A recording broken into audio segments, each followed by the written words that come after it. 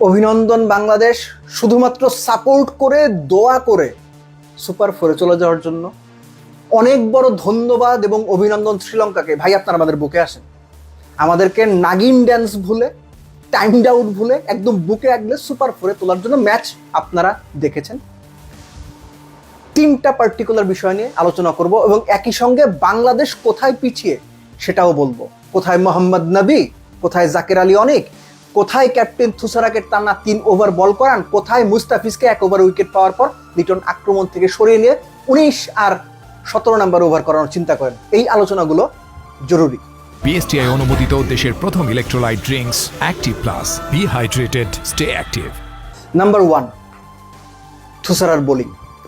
থুসারার বোলিং এর সবচেয়ে সিগনিফিকেন্ট পার্ট হচ্ছে টানা 3 ওভার করানো, 3টে উইকেট নেওয়া। 4 ওভার 18 রানে 4 উইকেট তিনি পেয়েছেন। আমার প্রশ্নটা ওই জায়গাতেই, পার্টিকুলার একটা জায়গা মনে করিয়ে দিচ্ছে আপনাদের।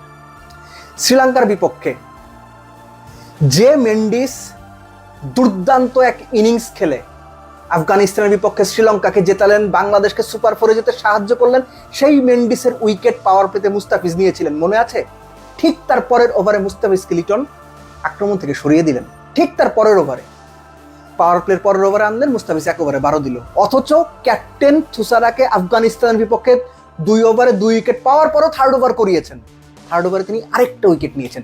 This is the difference between unsmart cricket and smart cricket. এখানেই হচ্ছে প্রোঅ্যাক্টিভ ক্যাপ্টেন্সি আর ডিফেন্সিভ ক্যাপ্টেন্সির পার্থক্য। আপনারা বুঝতে পারছেন কিনা আমি জানি না। লিটনটা কবে শিখবেন সেটাও আমি জানি না।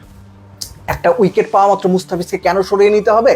কেন আপনার প্রিমিয়ার ফাস্ট বোলারকে 19 আর 17 নাম্বার হিসাব করে সব আপনি ক্যালকুলেশন করবেন? এটা একদম ডাম্বাট ক্রিকেট। নাম্বার 2, মোহাম্মদ নবীর ব্যাটিং। 5 রানের লাইফ পেলেন এবং ওই পর্যায় পর্যন্ত মনে হচ্ছিল শ্রীলঙ্কা কোনো পাত্তাই দিচ্ছে না আফগানদের। আফগানরা কোনো মতে 120-30 করবে, শ্রীলঙ্কা হেসে খেলে জিতবে। ভাই, 40 বছরের একজন মানুষ শেষ ওভারে 5টা ছক্কা মারলেন। 5 রানে যে ওয়েলালাগে তার ক্যাচ ফেলেছিলেন, সেই ওয়েলালাগেকে 5টা ছক্কা মেরেছিলেন লাস্ট ওভারে। 22 বলে 60 আপনি ভুলে যান। যে ইন্টেন্সিটি, যে কনভিকশন নিয়ে মোহাম্মদ নবী ব্যাট করেছেন, ভাই স্যালুট আপনাকে। আমাদের ফিনিশারকে জাকের আলী অনিক, তিনি চুল ঝাড়া দেন, বসেন, নড়াচড়া করেন, হাঁসফাঁস করেন, 19তম ওভারের 3 বল ব্যাটে লাগাইতে পারেন না। এই হচ্ছে 40 বছরের নবীর সঙ্গে 27 বছরের জাকের আলী অনিকের পার্থক্য। আমাদের সহকর্মী সামিউর রহমান, সামি ভাই একটা লেখা লিখেছেন যে জাকের আলী ফিনিশারের রোলে বাংলাদেশের ফিনিশিং এর জবটাকে জাস্ট ফিনিশ করে দিচ্ছেন।